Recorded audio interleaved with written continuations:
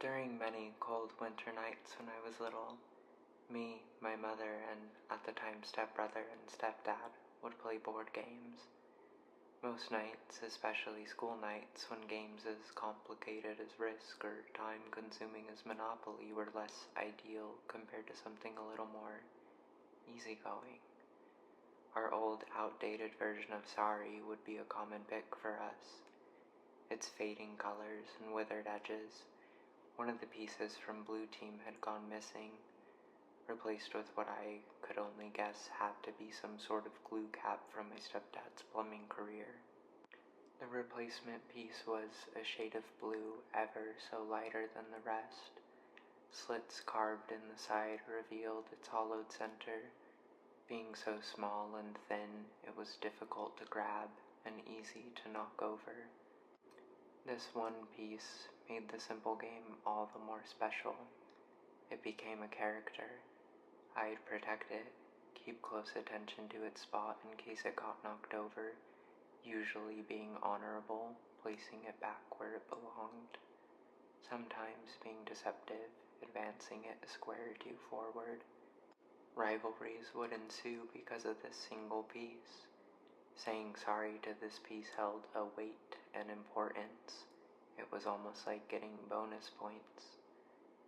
As you can probably tell, Blue Team was my favorite.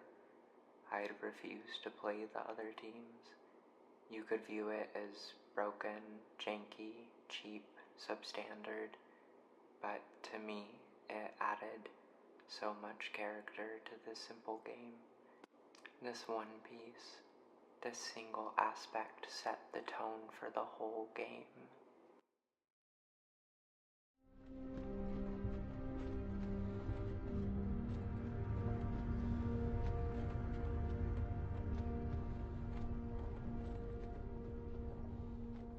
I adore you in the ways I adored playing Sorry on those comforting snowy nights.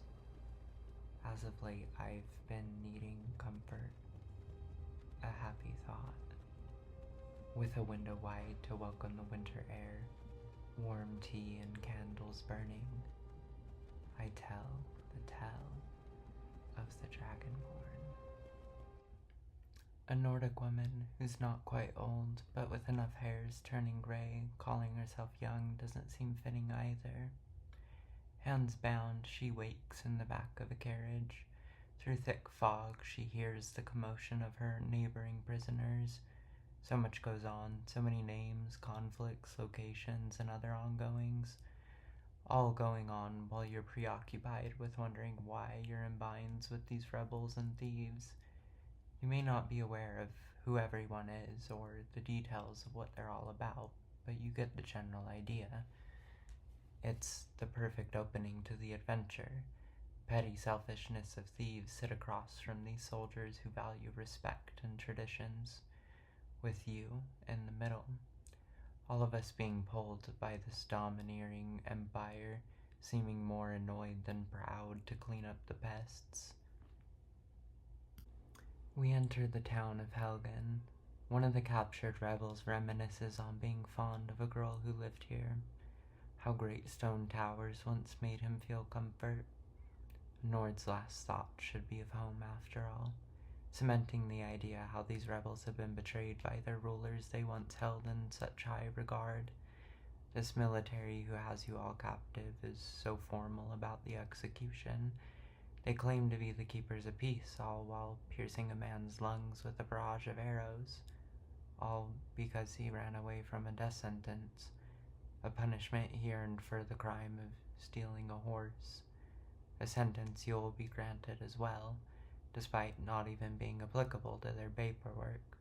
But since you were in their wagon, surely you must be guilty of something. Best to put you in line, just in case you were up to no good. If you didn't have a reason to feel unsafe within these walls, no reason to feel betrayed by the rulers, no reason to hate the Empire, you certainly do now. Before the reading of the list can commence, an unusual shriek is heard echoing through the mountains. Once they can continue, you, the one in rags, you will go first. and next, out of disrespect, they'll execute all of Ulfric's men, forcing him to watch as they unceremoniously die one by one. No honor, no glory, only heads dethroned from their necks. And lastly, Ulfric. He will sit in the blood of all his men and pray this event won't bar him from entering Sovngarde. Lady Nocturnal must favor you, as a rebel cuts in front of you for one last characterizing moment for the Stormcloaks. Even if you're not specifically aware much of his frustrations come from a missing divine, you'll know he's fed up with these cogs that prattle on, acting as if what they're doing is justified, pretending there's honor to be found amongst any of this. These Nords would rather die with some semblance of dignity, knowing that even if they lost, they fought for what they believe in. All those thoughts quickly ended by the gruesome thunk of a heavy axe. Now, it's the Nord's time. I hope she makes it to Sovngarde.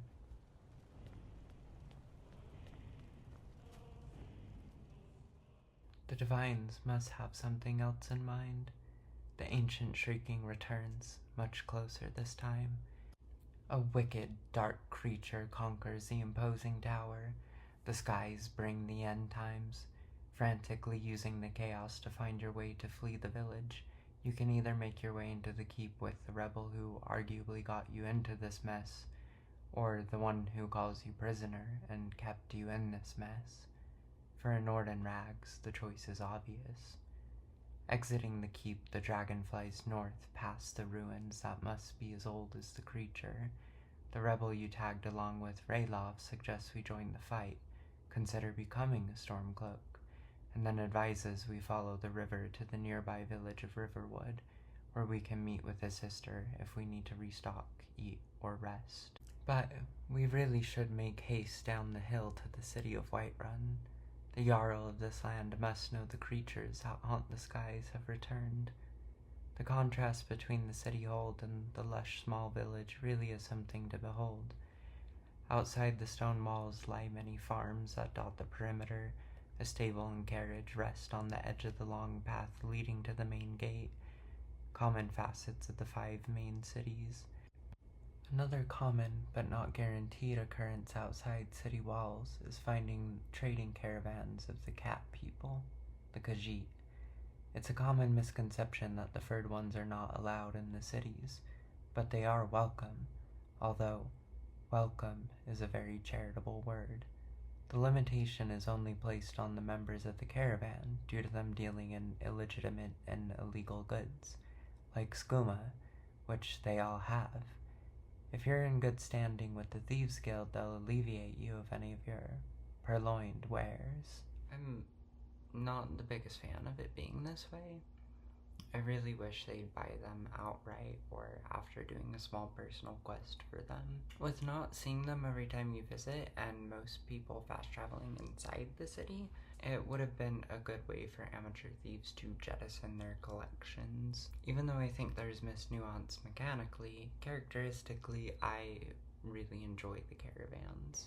The Khajiit running the operation bring an outsider's perspective that's easy to relate to. Despite finding this place quite chilly, they have a deep appreciation for the beauty of the land. People often view it strange that the Khajiit find Skyrim cold, given their fur, but I've always figured it similar to how a Southern Californian might find the mountainous land of Utah to be cold. Always in awe of how high the peaks of the mountains reach, playful wonderment of how the skies give snow. Even before entering Whiterun, you can see the heightened layers of the city and how important the waterways that feed back into the river are. The water springs up from the peak of the city, from what I could only speculate comes from a natural spring buried in the hillock the town is built on. The pressure from the river would make sense, and would give reason to the ancient forge found within the city, but there is no visible in-game tell to confirm any of this. The dam from the Cloud District drips down to the Wind District in a decorative manner, giving the city's Central Park a serene vibe and nourishing one of its prime attractions, the Gilder Green.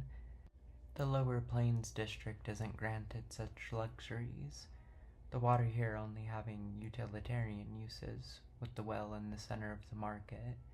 Outside the walls, where a Nordic woman currently is, the water runoffs give way to a moat to create a minimal defensive advantage for the city, and then return back to nature. When trying to enter the city to see all the ways it uses this water, you will be halted by the guards, where you'll first learn the protectors of these towns can often be persuaded with honeyed words, coin for the less charming, and sometimes special reasons, like how you had first-hand experience with the frightening reason the city is on lockdown, and the Jarl must be informed immediately of how a village residing in his hold needs assistance at once.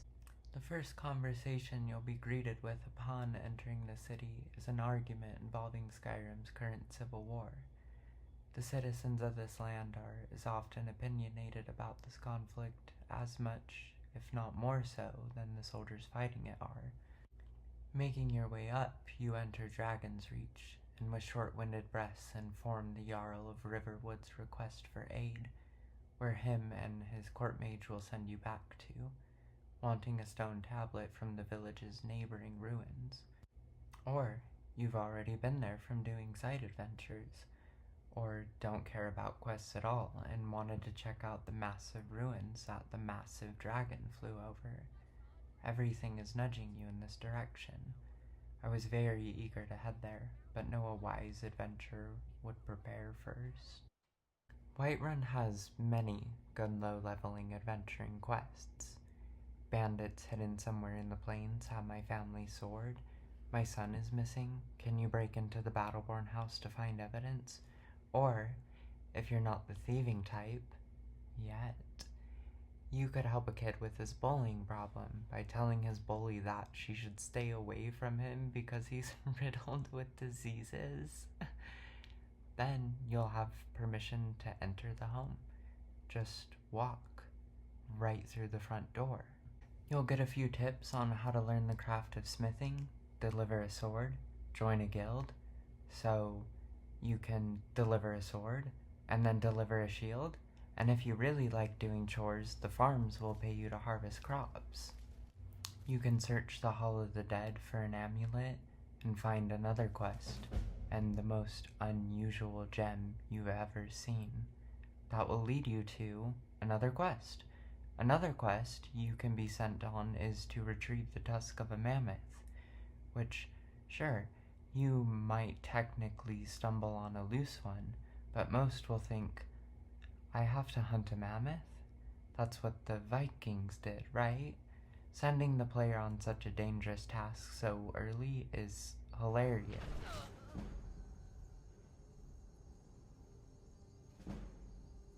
You can even join the lamest party ever.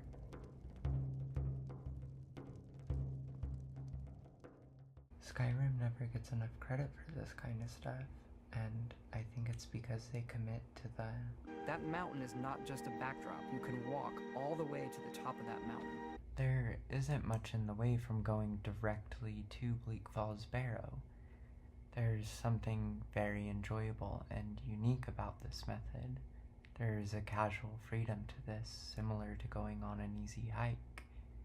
Even having the hidden benefit for replays when you want to rush to a specific place, because if, say, you a year later found out you missed on a lengthy questline all because you never slept in a bed.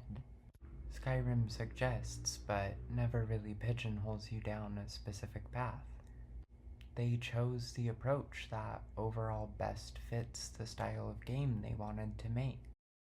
But I have a contention in my soul that cries out against this approach, at least for the early game. Many of the low-stakes quests I listed can easily be missed, forgotten. Doing them or attempting them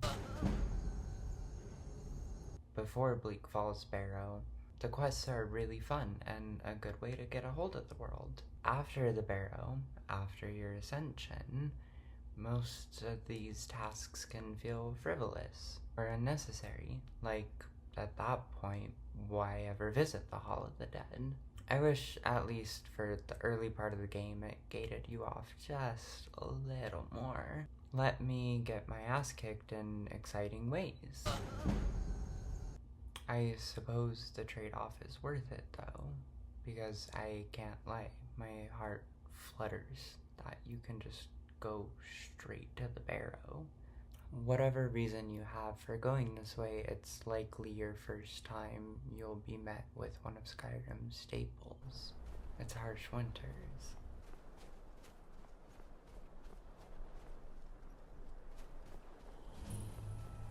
The snow piles with each step up the mountain until it instantly flurries in the air.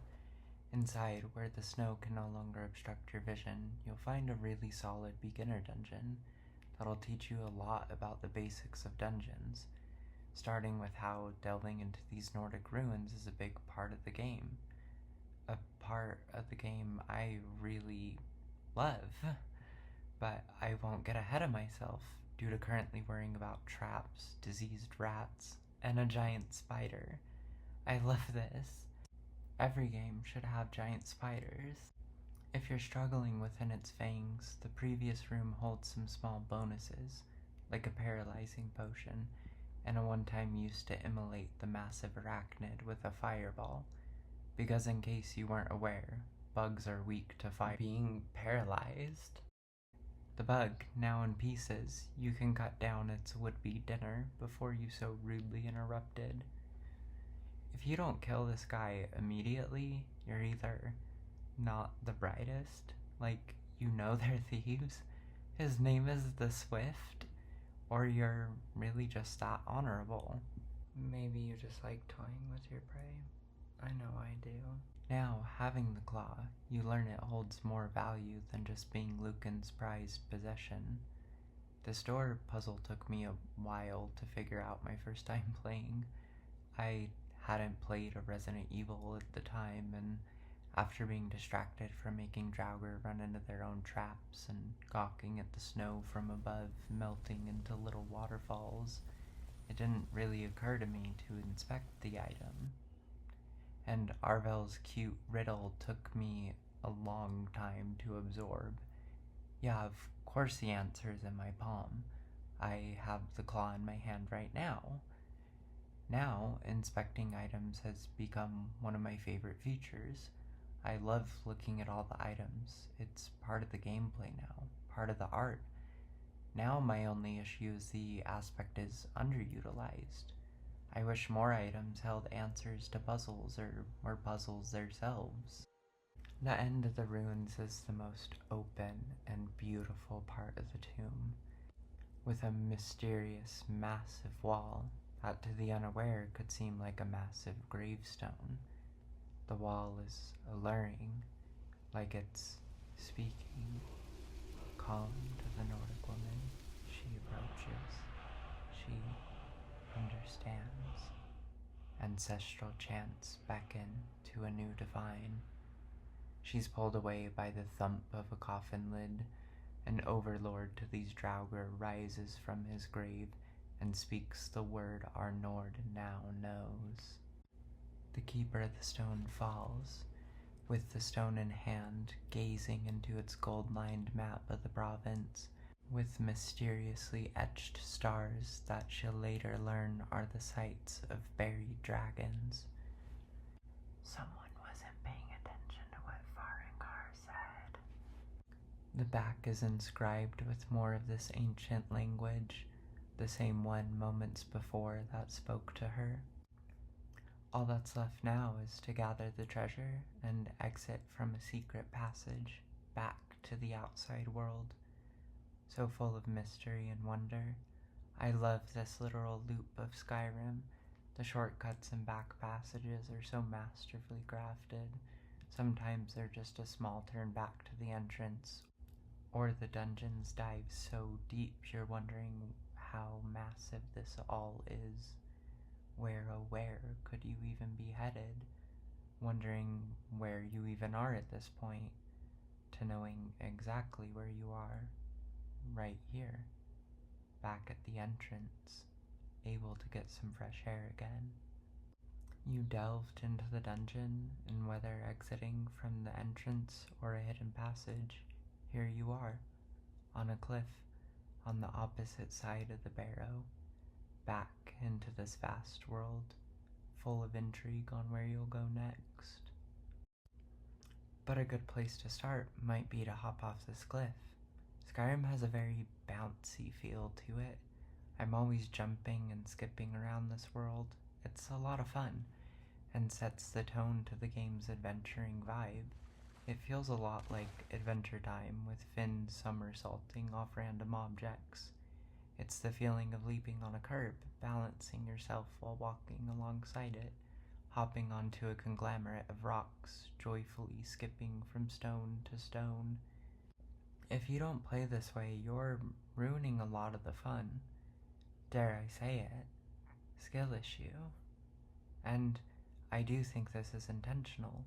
Leaping from the tower to the burning house in Helgen was a teaching moment. Don't be afraid to jump.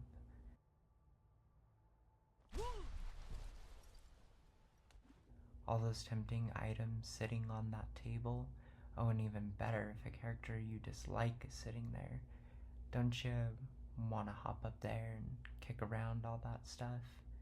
Sure, people push the boundaries of this intent, spamming jump to glitch up mountains, but the intent does embrace the jank a little bit. If it doesn't, or you think it wasn't at all intentional, feel free to explain below how to correctly reach the actual peak of the world, or how to get the treasure on the second floor of Trader's Post without using a little jank to your advantage. Skyrim has treats for those who appreciate it for what it is, faults and all. These moments made me feel vindicated for playing the game with a childish curiosity. Skyrim rewards those who get it. Whether you've been following the quest or if you reach this place from roaming around, you'll read this strange message on a wall that you don't understand enough to make use of, and this 25 units of stone your character is naturally compelled to hang on to. There's a lot of safety nets to assure you stick around for the main quest just a little longer, because there is one final thing you're unaware of about your character. Skipping your way back to Whiterun to return the slab, you'll be interrupted about how— No, you don't want to go up there! A dragon! It's attacking! The one encountered in Helgen might not just be an anomaly, but the harbinger of the end times. Making haste towards the tower, you'll find it desecrated, flames still burning. The guard whimpers to stay away, for it's on the return. The Nordic woman draws her blade as growls are heard from the sky. It rips a guard off the ground, flinging him into the air. It's a creature not just feasting, but intelligent enough to cause havoc. These are more than mere lizards with wings. Your first battle with a dragon. The dragon fights are not stellar. Encountering them at random isn't even something I hate the idea of. It can be really exciting at times, but that at random can happen way too often. And I loathe how they're almost guaranteed to show up after fast traveling. The odds of them showing up feel far too in their favor, and the worst thing, the only thing that makes me want to and has stopped playing, is during the mid to late game, the dragons become so vigorous. You'll spend so much time scratching away at their health, only for them to chew you in half in 2 chomps, sending you back to the start of your walk to immediately explore what you've already discovered. It's genuinely defeating. But I'm talking about a victory. The first skirmish with the dragon is, even if it's far from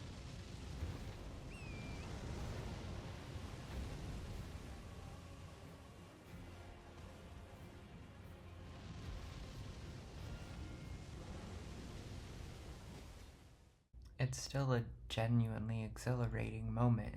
even if the gameplay is admittedly less so. Once the final cut of the blade quells this massive creature, it writhes around and then falls.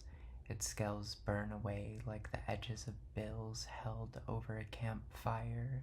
Ironic, I know, but sometimes I hate the digital age.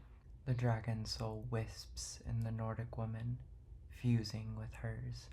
She fully absorbs it, and then hears her new title. I can't believe it. You're Dragonborn.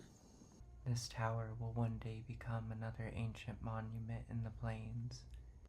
The day one became a god.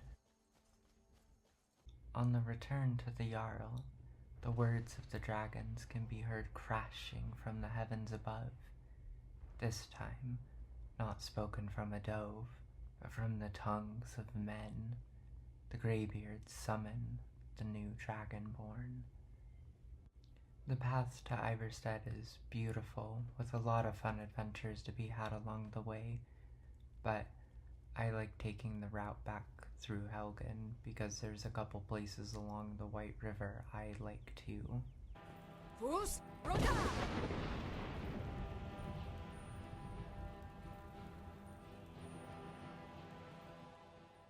And has nothing to do with how I always manage to get lost here.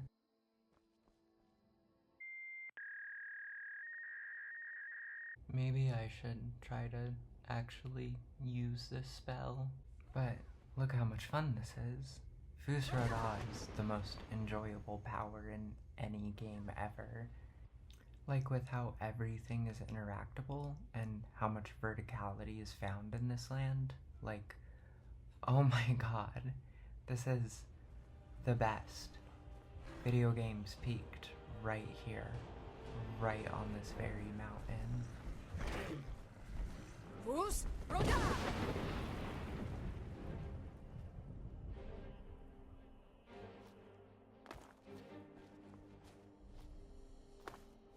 Iverstead is a small, quiet town in the woods, neighboring side by side with so much gorgeous nature, it's almost a shock the village is sparse with residents, despite having its fair share of travelers. Although I, and I'm sure those who live here, appreciate this isolation tremendously. Some of the locals you can meet is a young girl bored of living in a small town, an annoying person you're supposed to feel bad for, an angry lady you probably should feel bad for. Bears are terrifying. A respectable man you can help deliver some supplies for. A blonde bard who seems a touch on edge when a well-armed new face walks through the door, but quickly mellows when overhearing the Dragonborn mention to Wilhelm, the owner of the inn, about being here to make the pilgrimage. He warns to avoid the barrow in the east of town. It's haunted. Hauntings. Paranormal hauntings. That's the quickest way to get my attention. Obviously going to investigate, the Dragonborn scopes the place out in the day and then waits until the witching hour to head east. Inside are your usual traps, puzzles, and a shortcut leading to the end where we confront the ghost. I enjoy exploring the Nordic tombs. They all have commonalities while all having small twists and quirks to separate them. Exploring with a companion, a small story about love and grief, the guiding light of one of the more benevolent Daedric princes, whose temple is left desecrated from laughably absurd taffy people. Desecrated by who? Clearly the Dragonborn. You can't levitate, but this once you can see the world from above, soaking in the view or scoping out eye-catching places with mysterious treasures buried deep inside. Traveling with a spectral companion, remixed traps, even things like the dungeon being outside, Draugr using shouts at you, now knowing what it's like to get tossed across the room, you feeling the aggravation of going to swing and having your sword fling out from your hand, frantically scrambling to find it, like Velma patting the floor for her glasses. It's easy to get frustrated, but it happens so seldomly that if you lighten up a little, don't get distracted by anger, have a bit of a sense of humor, it's fun having the tables turned. Can a god have enough of a sense of humor to feel a little humility? The gimmicks of the tombs are sometimes more involved, sometimes small, but very special.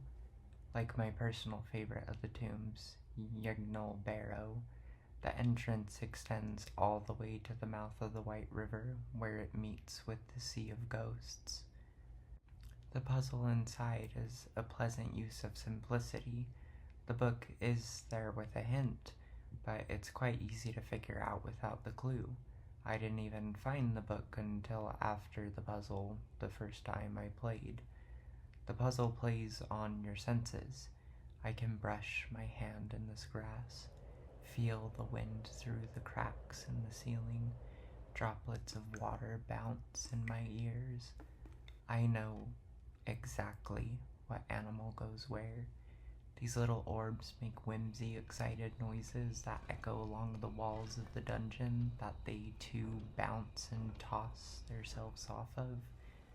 These are the cutest, most fantastical things ever.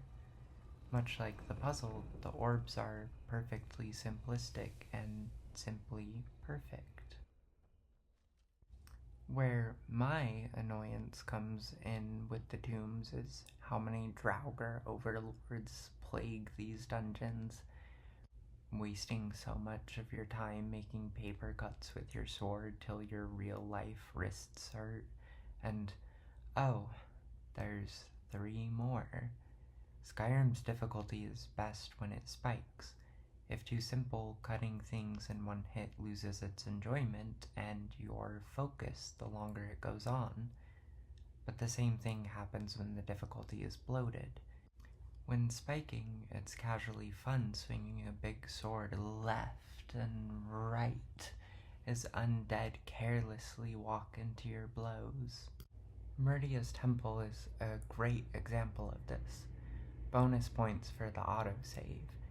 Right as the dungeon gets stale, it spikes, and I'm hiding behind pillars, trying new shouts, stabs, digging through my purse for stored potions I've been hoarding for a moment just like this, burning scrolls for their added benefits instead of saving them as half-pound tickets you trade in for 200 coins. But when this happens 5 times in a row, it feels bloated, and you're not finding creative solutions to encounters, but pausing to heal, pause to apply a potion, pause to drink a potion, pause to... I don't even hate the breaks when limited. It's almost like a very simplistic real-time with pause that kind of fits with its casual combat. But when constant, the incessant pausing gets so choppy it's like you're trying to make a stop-motion video. Pause, because God forbid you only crafted 100 pieces of armor, not 1,000. I like the loop of gathering materials to craft after adventures, but you can easily make a damage skill legendary 3 times over before even maxing out smithing once. And if you want to use a unique weapon you found, because why wouldn't you want to use those, and you can't sharpen it for a while, your damage can fall behind, leading to even more pausing and more time spent in these horribly unorganized menus. I wish potions were even in organized sections of health, magic, and stamina, and then a section for poisons and then buffs and the like. Like, why is the weakest poison that should be used the most the one at the bottom of the list? Or you can claim an unsatisfying victory by just...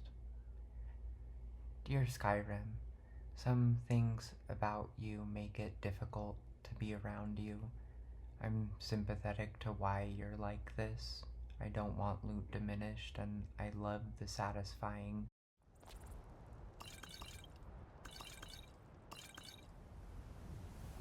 So I get the reasons behind a lot of this, but it can make it hard to spend time with you. But during the good times, I remember why you're my best friend. Times like climbing the 7,000 steps. By the second tablet, the snow covers the ground. At the third, the storm covers the view to Iverstead. Past the fourth, the Dragonborn encounters the most famous difficulty spike, the Frost Troll. And here I was, trying new tools, clever uses of potions, maneuvering around the environment, trying summoning spells for a much-needed advantage. I even lost my companion. I love when the combat finds this balance. It may not be enjoyable in a rhythmic way, but in a clever Dungeons and Dragons, think about what you can do to solve this problem kind of way. Replicating that feeling but in a 3D solo adventure. This is where the combat excels. I don't want it to be Dark Souls. I want it to be a more refined, balanced, and engaging version of what it is. And there are things worth criticizing with its own system. It feels kind of awkward not having a jump attack, and other approaches can feel lackluster in their damage output compared to stealth. I don't want stealth nerfed, I'd prefer the other styles of play to be buffed. Like, give me a times 50 plunging attack. Improvement obviously can be made, but much of the demands for improvement are to turn the combat into an entirely different game, rather than an improved version of what's there.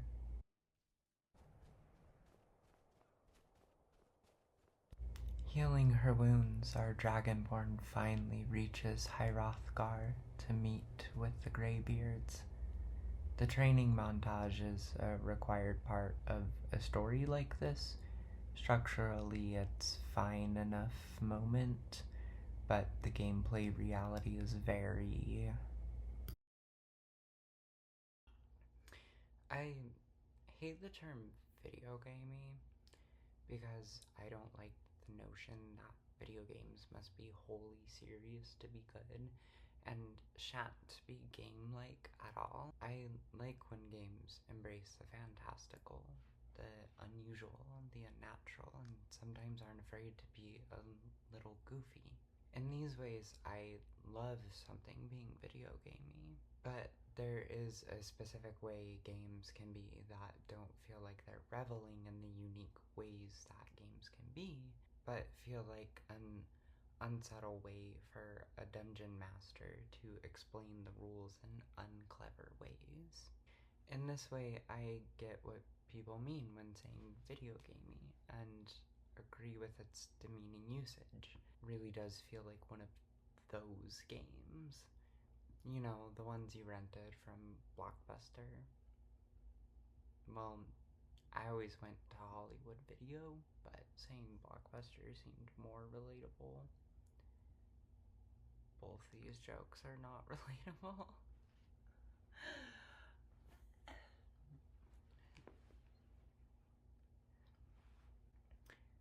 And for the next week, you spend it regretting what you picked more than actually playing it. The montage has this odd, repetitive feel, like, good job, now can you press this button again? It always throws me off.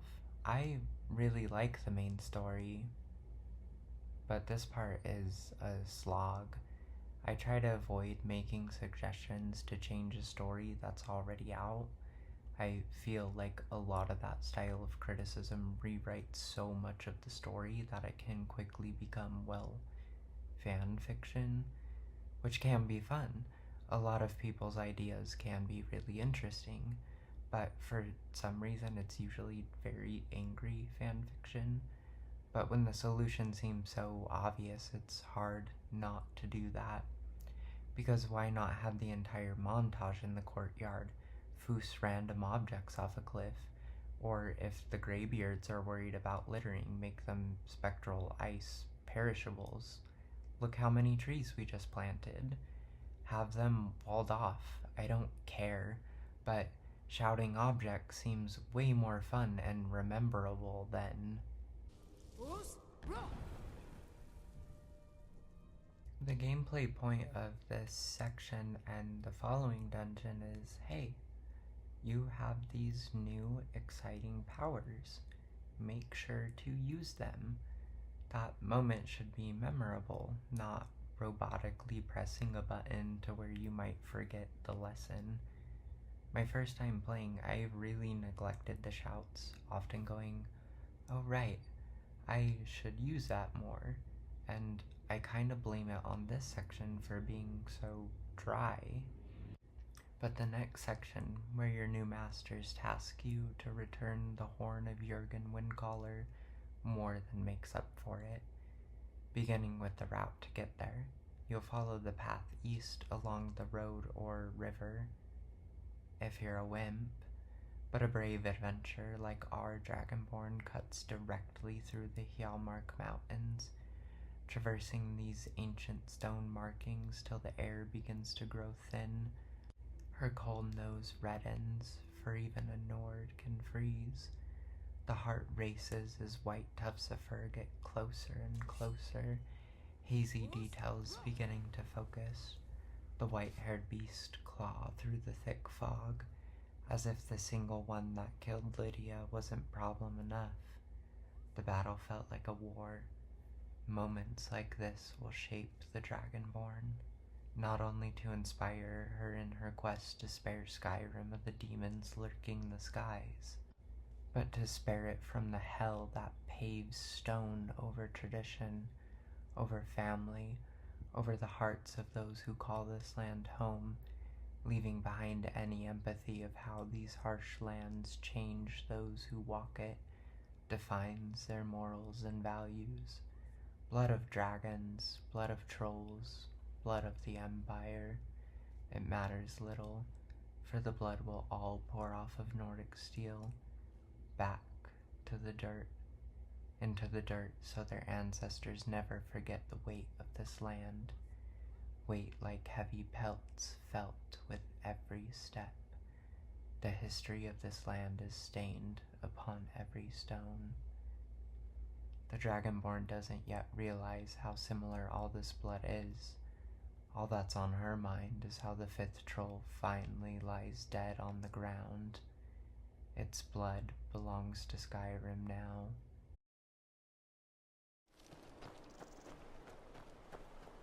Her heavy metal armor crunches the dried grass of the frozen marsh as she reaches the barrow. The outside brim of the entrance has one more teaching moment. Using your newly upgraded shout, the necromancers will cast a ward spell to negate your power. Not every shout will be ideal for every situation. Maybe try experimenting. Maybe try the new shout you've been granted, closing the distance or creating it to buff and heal. Foos isn't very effective against the skeletons inside either, although it does prime them to hilariously shatter apart.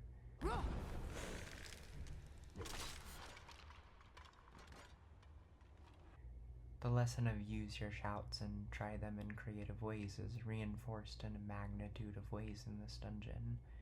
The main puzzle that I genuinely got stuck at during my first time playing.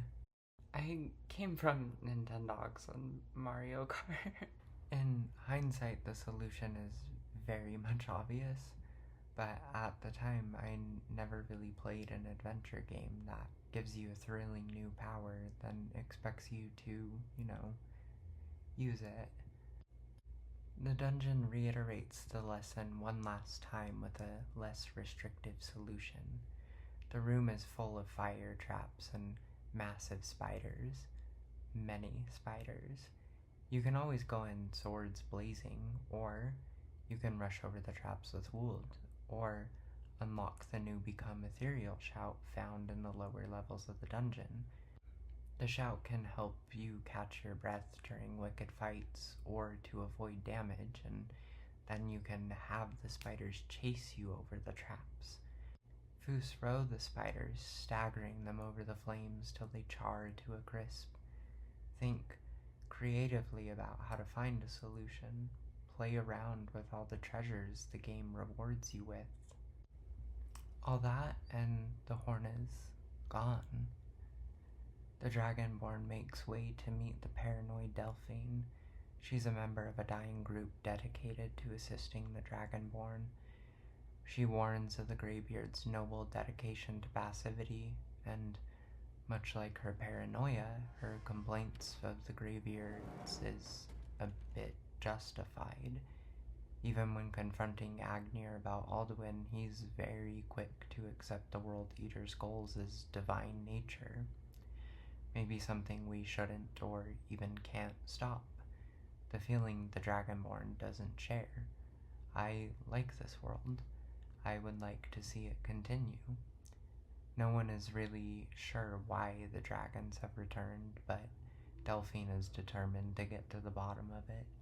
She gives you the horn and then requests you meet her in Kyne's Grove, but that village is across the map, and the climb back up the mountain is vast. So, while in the area, we might as well finish up some adventures in Whiterun. Some warriors from Hammerfell are looking for a Redguard woman. They're asked to leave the city due to harassing the locals, so they ask for your aid. In the Bannered Mare, you'll meet Sadia, who panics after informing her about the warriors. She begs for your help and pulls you to a private room, and immediately pulls a blade on you, threatening to collect a few of your fingers. She'll cut you right in half with her dagger. She's clearly distressed and worried. She confesses her real name and how she was a noble in Hammerfell, and claims the Alakir warriors have been employed by the Altmerry Dominion, only in it for the coin. Claiming the mercenaries are hunting her for her crime of exercising her speech against the Dominion. She hasn't gone to the guards for help because she thinks they can't be trusted, for not even Jarls can be immune to being bought out. After learning about their leader's whereabouts, we go to find Kamatu, who is suspiciously holed up in a cave he's sharing with some bandits, almost as if Sadia isn't the only one laying low. In that case, wise to pay off some nobodies to act as a defensive line, and then, being the big strong dragonborn that you are, in heroic fashion you dismantle the group of Alakir. But there's something off about all of this. Why would Sadia take a stranger to a private room? If she thought she was in danger, wouldn't it make more sense to linger in a crowded bar? She acts surprised about how they found her out, but is quite aware of their leader, how one is arrested, and the guards are not kind to their presence in town.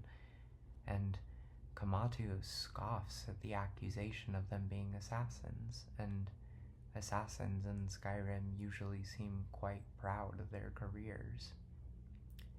If you made the mistake of trying to parse Elder Scrolls lore, you'll know Hammerfell refused to sign the White Gold Concordant, causing the province to be cut from the Empire.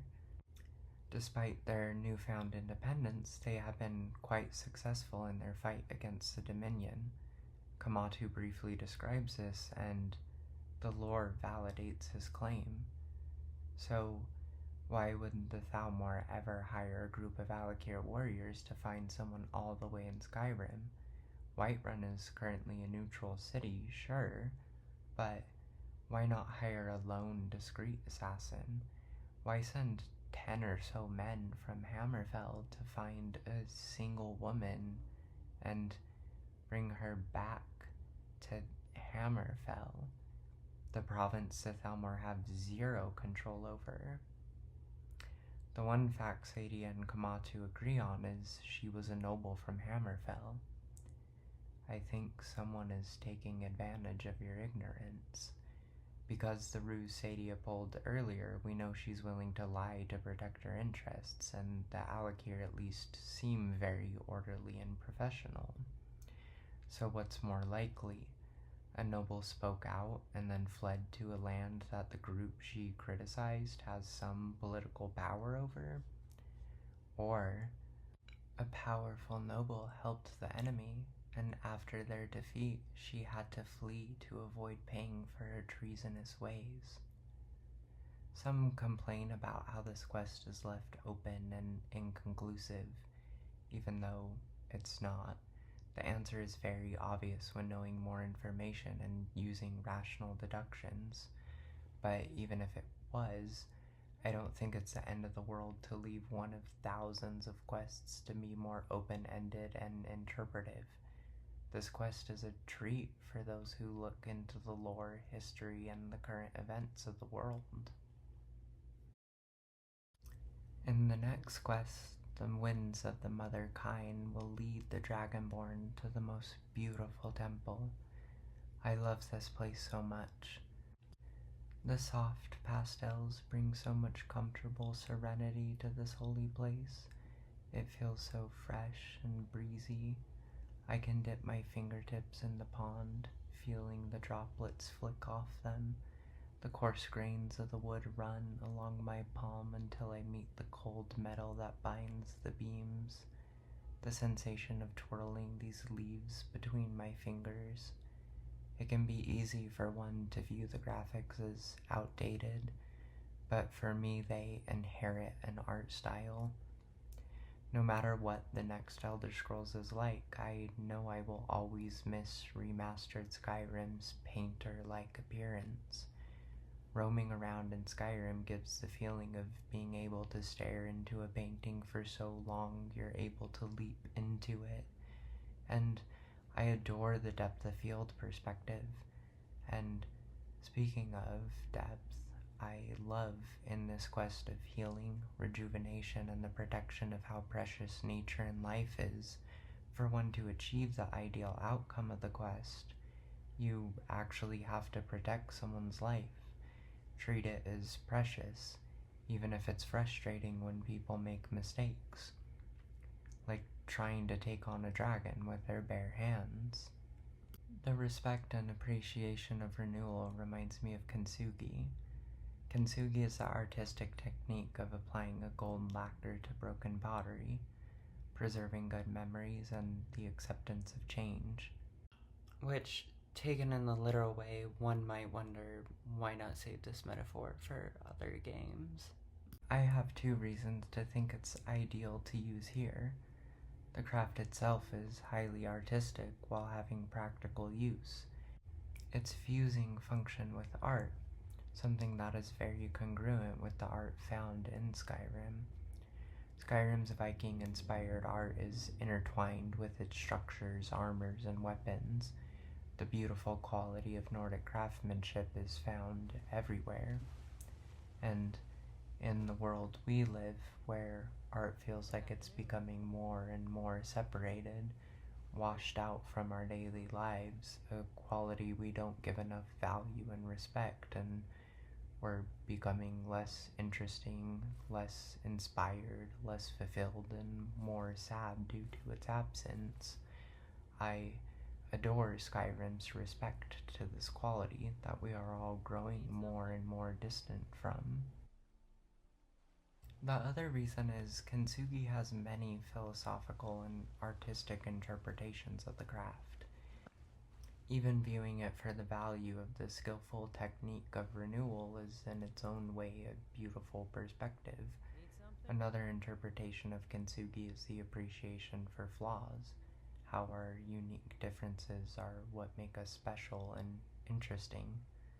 not only do I feel that way with the visual style of the game, but also its tone. What is the tone of the game? How does the player feel? Skyrim's tone and much of my enjoyment of it is very reminiscent of a B-movie. But not the kind I'm laughing at, but the kind I'm laughing with. Although sometimes, yes, I am laughing at it.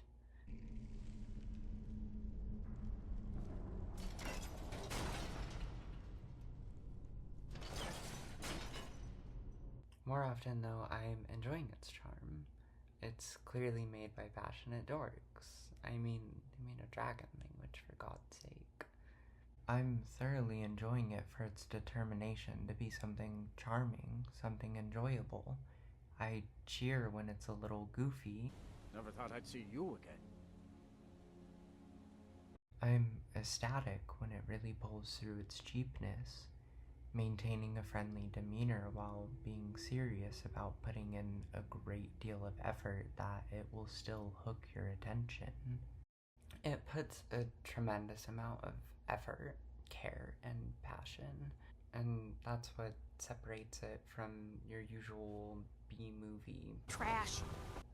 and you can't help but love it to death. I feel a specific enjoyment in this world. I haven't felt this kind of tone in a game.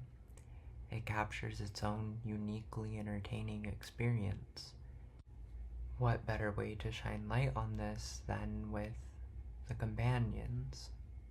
For this faction quest, I'm going to discuss it in a more linear fashion, but I would never recommend anyone playing the game this way. Before realizing I wanted to make a video on Skyrim, I was playing it for fun as my comfort game, and I played. Most of my thoughts are on that playthrough, but most of the footage is from new playthroughs where I had to be more efficient in gathering footage, because I'd love to play Skyrim the correct way for this footage, but, well, unfortunately I do have a job I need to clock in at, so I just couldn't justify another. Todd, forgive me. So, I totally understand if you make videos about games. Sometimes you're not really playing the game, you're working on the video. But if your first and only playthrough you did for your video is playing a non-linear free roam exploration game in a boring and linear way, just so you can make writing and editing your videos easier for yourself, and then critique the game for being lackluster and underwhelming.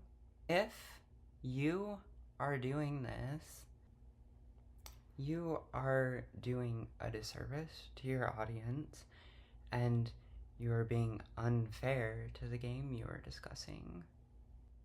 Do better. Of course, the game feels shallow when you removed the main character, who isn't even the Dragonborn. It's... The world is our main character.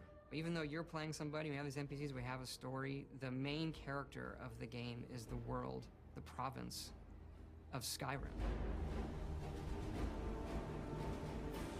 The world is the main feature in Skyrim. Everything about the game revolves around this aspect. It's a decision to give it the focus. It seems like you intentionally sucked the fun out of the game to make your job easier, then complained the game is less interesting because of what you did. Any game would feel shallow if you underplay or detach such a vital organ.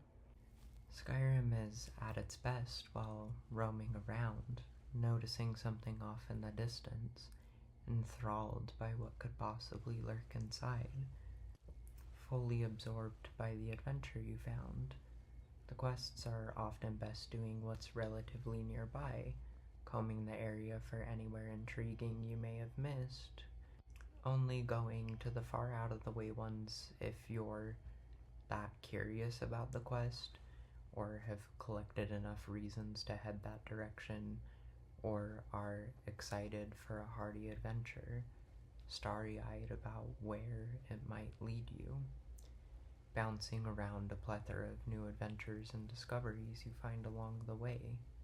So after you're done with all that and start rockin' Vilkas's world, the Dragonborn will journey with her shield brother, Farkas, to find a lost fragment of Wuthrad, foolishly finding a way to get stuck right as a group of wannabe Stendar vigilants corner your shield brother. Outnumbered, he reveals the curse of the companions. The transformation is charmingly goofy in a low-budget kind of way, using shadowing to conceal some of the awkward growths. It's campy, but endearing.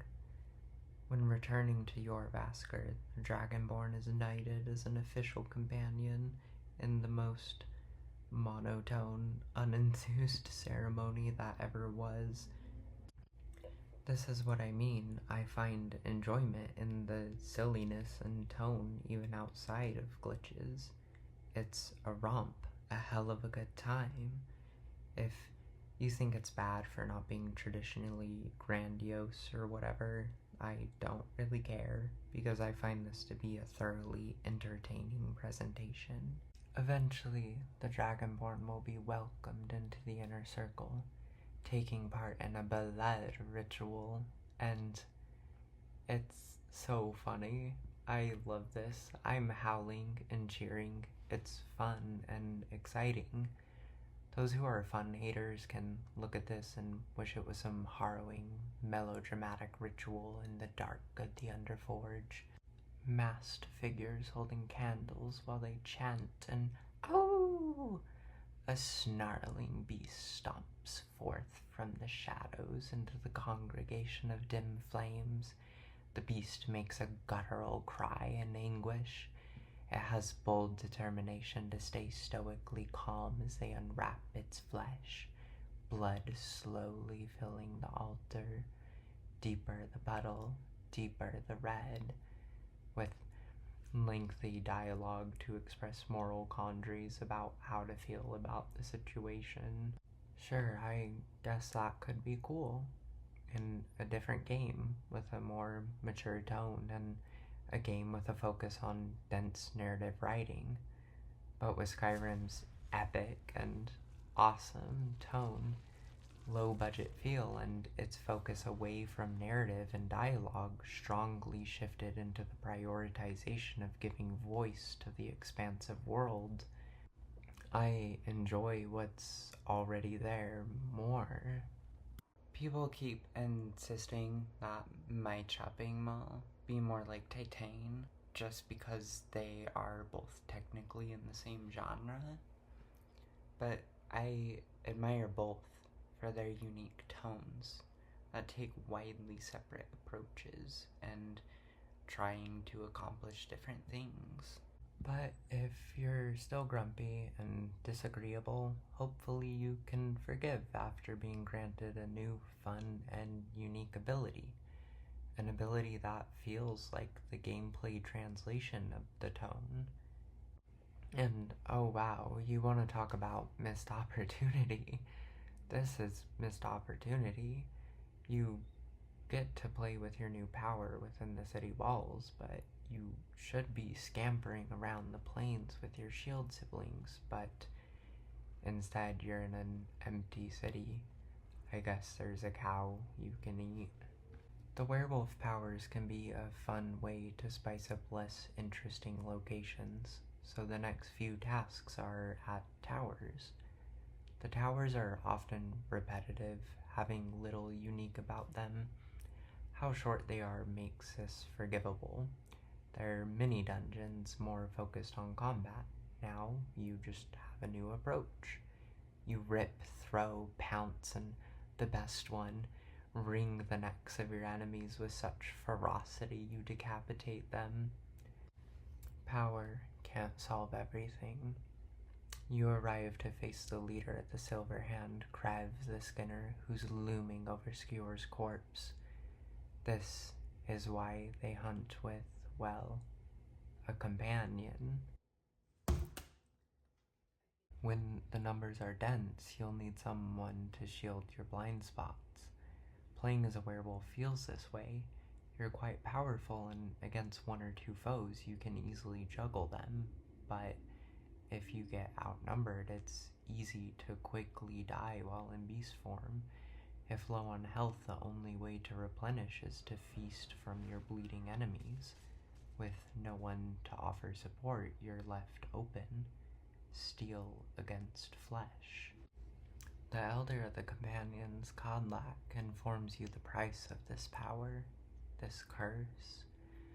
For when your body withers, your soul will belong to the Prince of the Hunt, Hircine, where you really will get to hunt with your shield siblings in the plains, but for all eternity.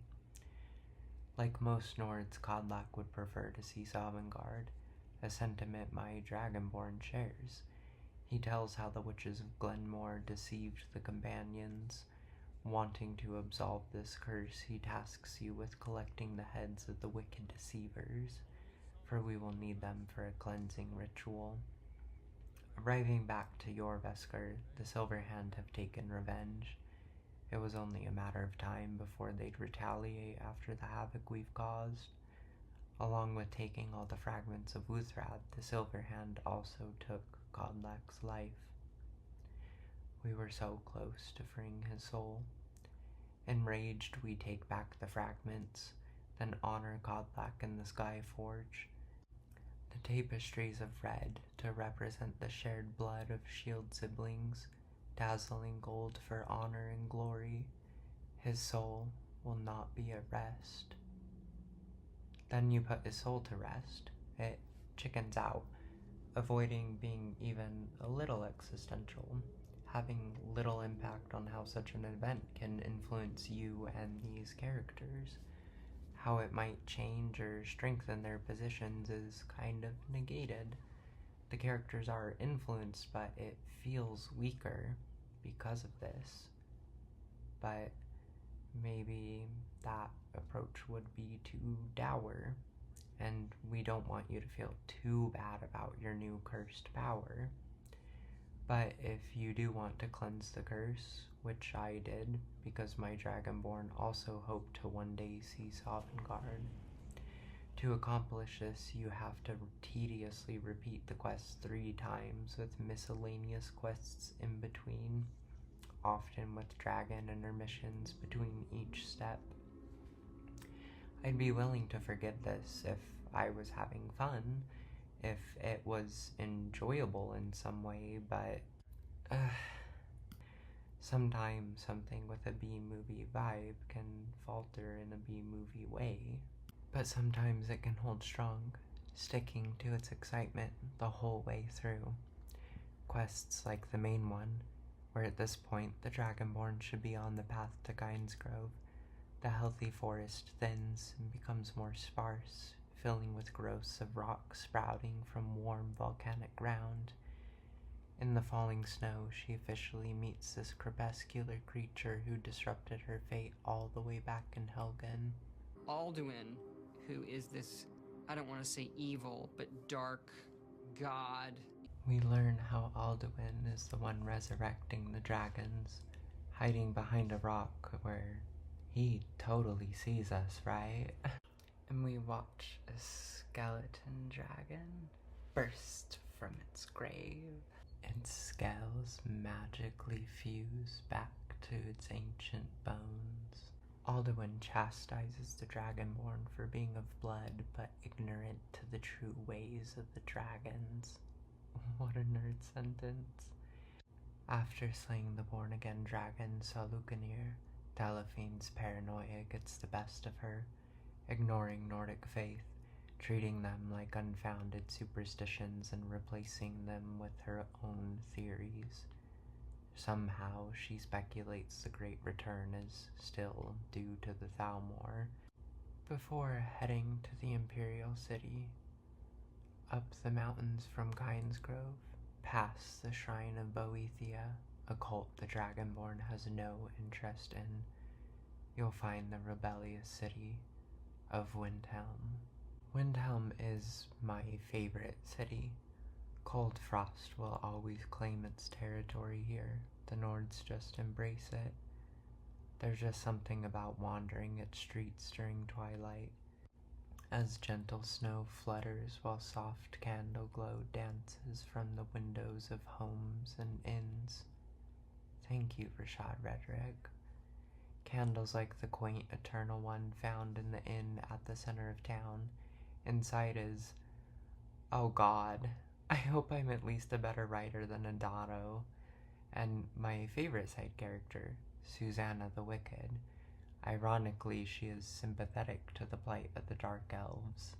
Having been a barmaid who often gets read as cold, my tone is always misinterpreted, and my social cues are often misconstrued, to the point that just being a little reserved and bitter make it less likely for people to hurt me, and made the days go by a little easier. I feel like her wickedness is misunderstood, or perhaps even justified. Maybe people's rude treatment made her this way. The Grey Quarter is the opposite of the cabin comfort of the rest of the city. Its cramped, crooked roofs and floors falling apart. It's a slum.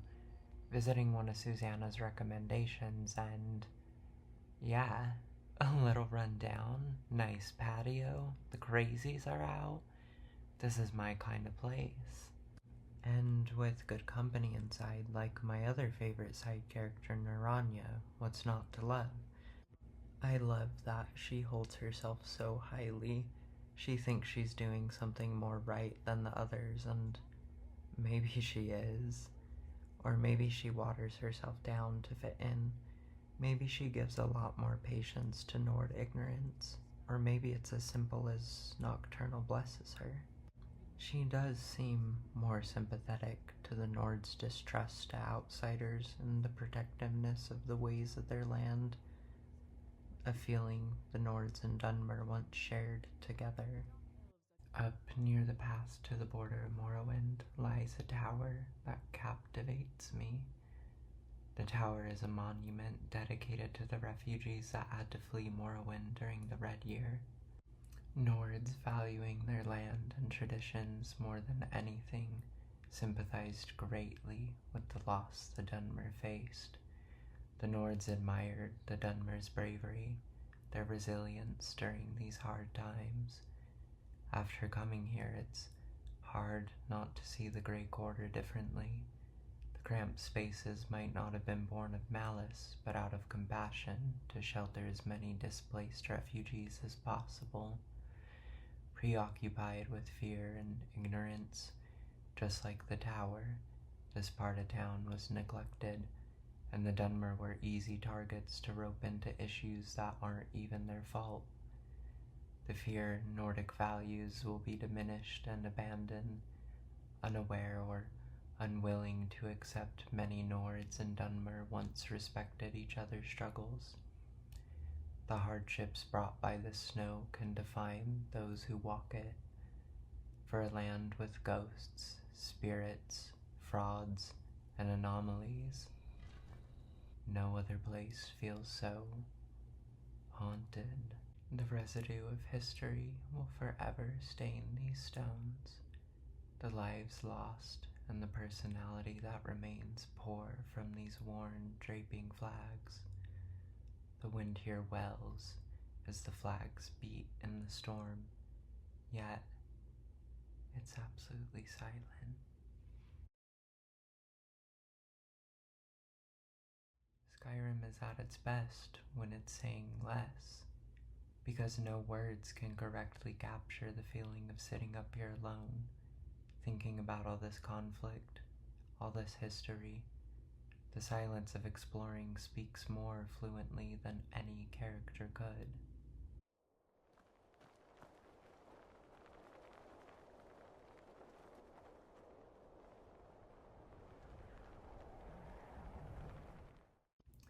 Because of all this conflict and an easy scapegoat, there is a butcher within these stone walls. One of my worst fears that on a cold waltz home, everything can be taken. Poor Susanna, she's the third. The guards don't want any random milk drinker being on the case. A sloppy detective could get innocent people in trouble for crimes they didn't commit. You have enough clout by now that the steward expects a degree of professional competency, so you get assigned the case. Inspecting the body with the mortician Halgard, she informs us that the cuts made on the victim were made with ancient Nordic embalming tools. If you accuse her of being involved for knowing this, she scolds you for your epic and awesome observation. Stellar work so far, detective. Hopefully you're at least capable enough to find the trail of blood that leads from the initial crime scene to the now empty house, Herheim. Not being a bandit, our Dragonborn finds another way in. Miss Shattershield, I have some questions about your daughter. I know this is difficult, but I will need your cooperation on the matter. Not really sure what to do with myself anymore. I just miss her so much. Thank you for the key, ma'am. Inside the home, clues found were a collection of flyers warning of the butcher written by a Viola Gioriotti, a strange jade amulet with a skull carved into the gem, and I think you'll want to see this. Consolidating our clues, we are left with two potential leads: Viola, a local with an interest in the murders, and Calixto, a museum curator who might have more information on the amulet. Let's give him a visit, but maybe lay low on why we're here. Never know what he might give away. Examining his museum, you can immediately tell this guy is a total hack fraud. Obviously. The first thing he shows you is the suspected murder weapons. Human remains are hiding in plain sight. Bringing up the case, he offers to buy evidence to a murder case. You have yourself a deal, sir. The game is poking fun at you for making obvious mistakes. This hack says someone eats soup with a fork. Imagine how embarrassing it would be to call Skyrim stupid and shallow, all while it's chuckling at you for... Looks like you aren't such a sharp investigator after all. Calixto and Viola both point to the court mage, so off the ramblings of Crazy Lady and the speculation of this highly sophisticated gentleman, we arrest an innocent man due to our careless investigation. Well, maybe you did. I always figured it, well, every Jarl's court mage is nearby, so why not just explore and question the guy? And there's even a stone of Baron's Eye up here. Like the game is rewarding you for thinking about this and taking the time to come up here. I do have a couple complaints about this quest though, like how the guard who just stands there and watches the murder happen is the obvious one, but I also wish you could ask the steward or the guards to keep an eye on Woundfirth in case he's misdirecting us.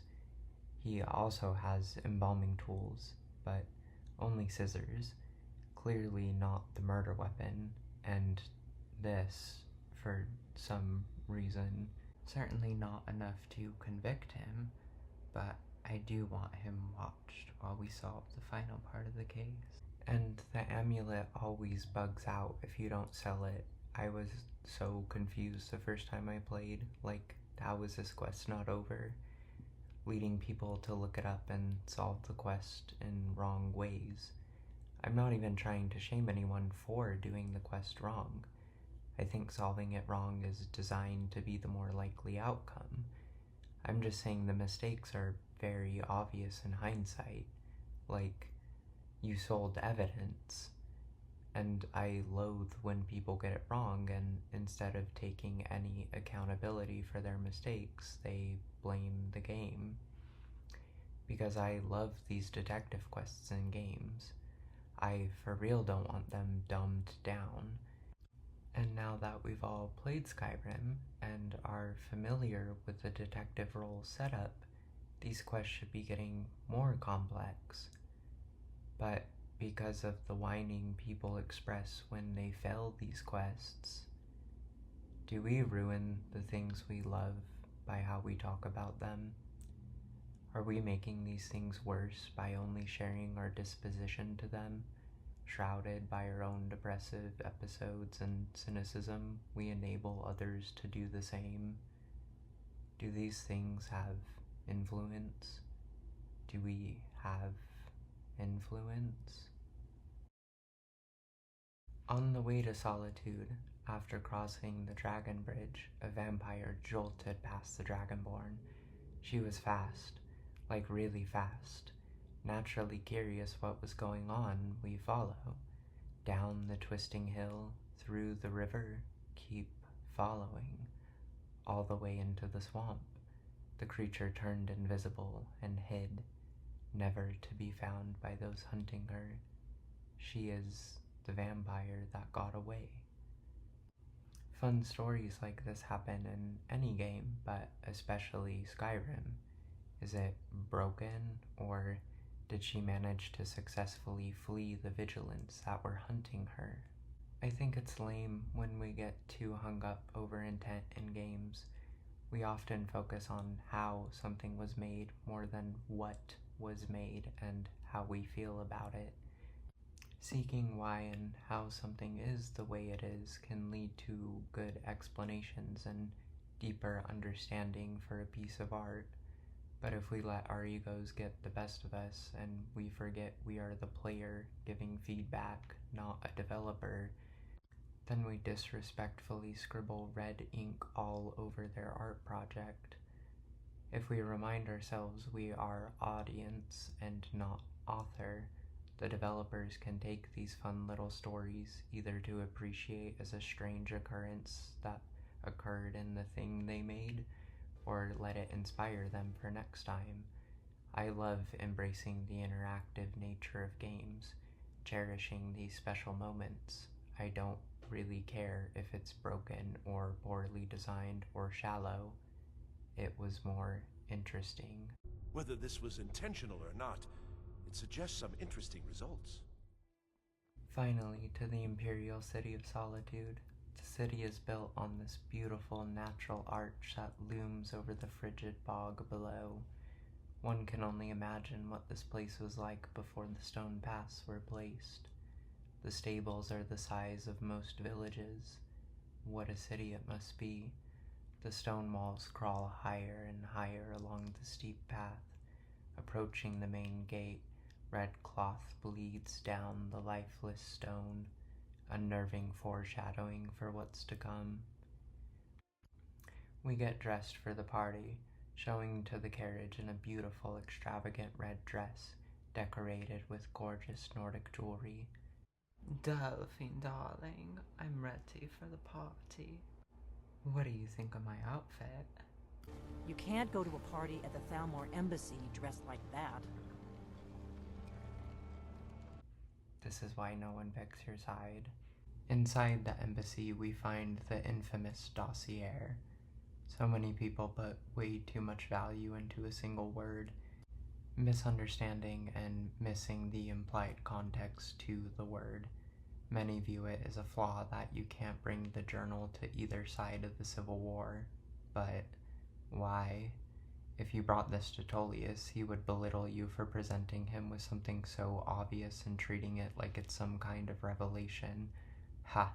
Well, Dragonborn, you are a brave and noble warrior, but this is why we don't promote you to general. Like this man isn't dumb. He's been aware since the Concordant was signed that it had intentions to internally disrupt the Empire. Ulfric would ask if you've been paying attention to the cause at all. The Thalmar are the enemy, yes, but many feel betrayed by the Empire they once looked up to. The problem has become so much more. The Empire they used to be patriotic about would never keel over to such ludicrous demands made by the enemy, especially Thalmor, bitch. Ulfric and many of his men want the return of the old ways of the Empire. They love the concept, but are disillusioned with the direction. They don't want to tear it all down. They want to return to what they found familiar and comfortable. Blah.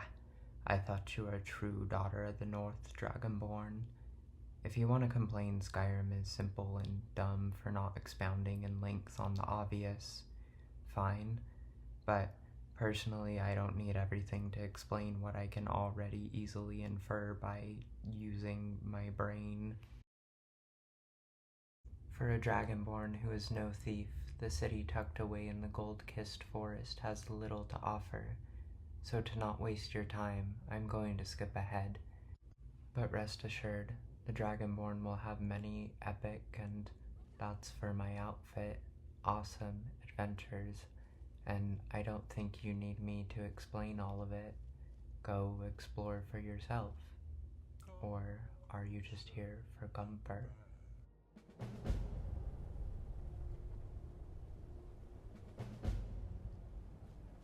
She was able to make it here.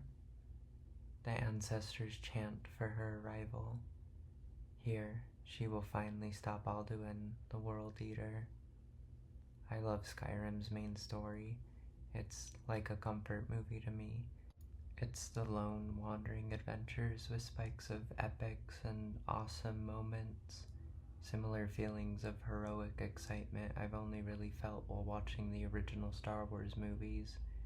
Story structure is also part of the writing, and in this regard I think it's really good for the kind of story it wants to tell. I may not remember every line of dialogue, and honestly sometimes even... Dragons have a few more. What you have already...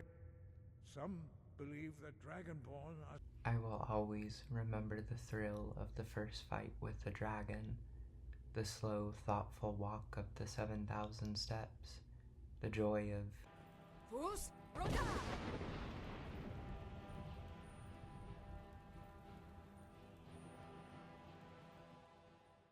meeting the ancient father of the Thuum, philosophizing about our broken nature and how perhaps through great effort we can be better. The tension of capturing a dragon, ascending to Nordic heaven. I really undersold how much I love this part. Wandering around to find the saddest skeleton in all of these games. It speaks for itself, and I'm not convinced it's bad or shallow or dumb. Many of its stories may be, I think it's fair to say, on the simple side and interpretive, sequestering the wordy side of itself, leaving you to offer your insight, your feelings, how your adventure was. Art that is richly simple and satisfyingly open is as valuable as art trying to reflect the world and our messy emotions. Do you remember what it was like to be a child? Were you happy? I often wasn't. But I was deeply curious, adventurous. I loved exploring even mundane things. I would, and still do, feel deep emotions about so many little things. I'm sensitive. Skyrim captured those feelings for me and let me express them judgment-free. And I didn't even play Skyrim as a kid. The first time I played it was when the special edition came out. Well, technically the real first time I played it was on the Xbox 360 at a friend's house. I thought it was really pretty, but was so confused why I was walking so slow. I now realize my friend's character was over-encumbered, but whatever, that doesn't matter. I don't think the game has changed. I think you have. As I was finishing writing this, I stumbled on the perfect quote by a real writer. Like a gift from God, it said, quote, "It used to be fun talking about our favorite films and media. Now social media is ruled by anti-fans who would rather talk about the stuff they hate than the stuff they love." End quote. Some think the author is trying to worm away from any criticism, and you'd think his fans would have better reading skills because the full quote by George R. R. Martin is,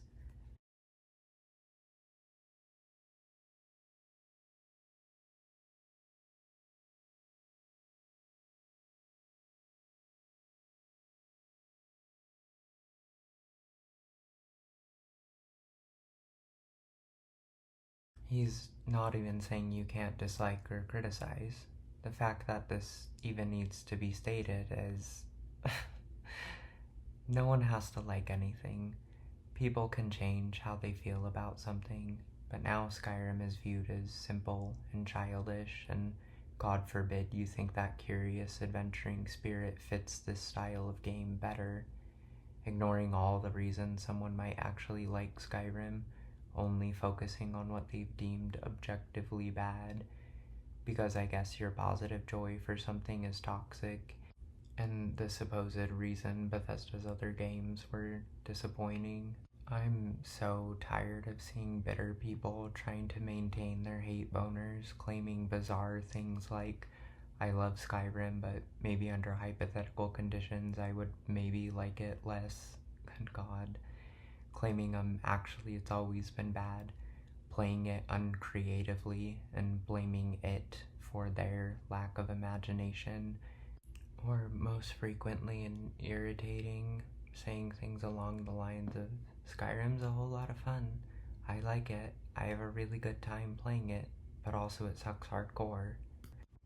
Like as if they're exaggerating their dislike for it so they can appear to have a more complex and refined palate, and wouldn't stoop as low as to admire something as simple as Skyrim trash! all the while happily refilling their glass. It's okay if you like Skyrim. I won't judge you.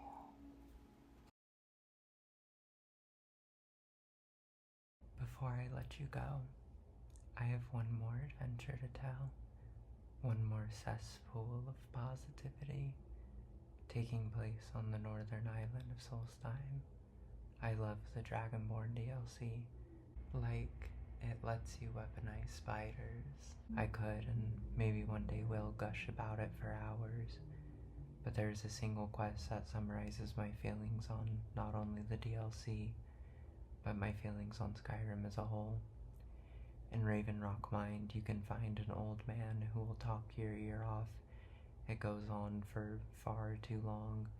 The wordy dialogue is taking away from the main character, weakening the adventuring spirit, over-explaining the adventure I'm going to go on instead of just letting me go on it. At the bottom of the mine, you'll acquire the coolest sword ever. This thing's so metal. It even solves the puzzle to the entrance of the barrow that's buried within the mine, and it's also effective against the boss who floats over the pond in the tomb. The priest's mask is different from the ones found in the mainland, reminiscent of the masks the cultists wear. Could the cult after you be related or influenced by the dragon priests of this island? I'm not sure, but I'm excited to know more. The next room holds an ominous book. It looks worn, wet, its bindings weathered like a soaked log pulled from a lake, its disgusting pages burnt, warped, torn and shoved back inside, like the reader was afraid of the page's contents. Something reaches from the pages and pulls you into this incomprehensible world. All the best dungeons have a twist. Escaping the book and leaving the barrow, here you are, on a cliff on the opposite side of the barrow, back into the fresh open air. The musical notes slowly fall like the gentle snow, building stronger and stronger. The world is oozing with wonder and whimsy. curious about this strange new world, adventure in every direction you look. Here, once again, I saw the magical glow of Skyrim. Before knowing I wanted to make this, when I was just playing Skyrim casually for fun, during one midnight I found myself outside, unsuccessfully trying to quit a nasty habit. My neighbor who I've discussed music with in the past was out there. He seemed really distressed. Still being strangers, I figured I should give him some space. We sat in silence for a while, until he said, "Can you share a happy thought?" Not doing too hot myself, I was drawing a blank on what to say. Even many of my happy thoughts feel more bittersweet. I feel a lot of shame about many of the things I enjoy, but I figured maybe now is a good time to be honest. So I finally replied how I enjoy that it's getting cold. I love the cold. One of my favorite things to do while it's cold is open a window, brew some tea, light a candle, and play Skyrim. His ears perked, got excited. He talked about how cool it would be to have a dragon. It could eat clergymen, and he'd name it Mr. Fredrickson. I didn't have the heart to admit I thought that was a horrible name for a dragon, but I enjoyed the conversation.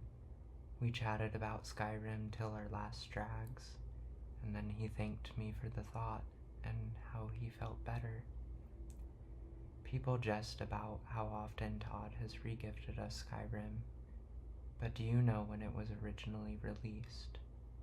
November 11th of 2011. I think this game is magical. Skyrim is so beloved because sometimes all you need is a happy thought. Thanks for listening. Sincerely, V.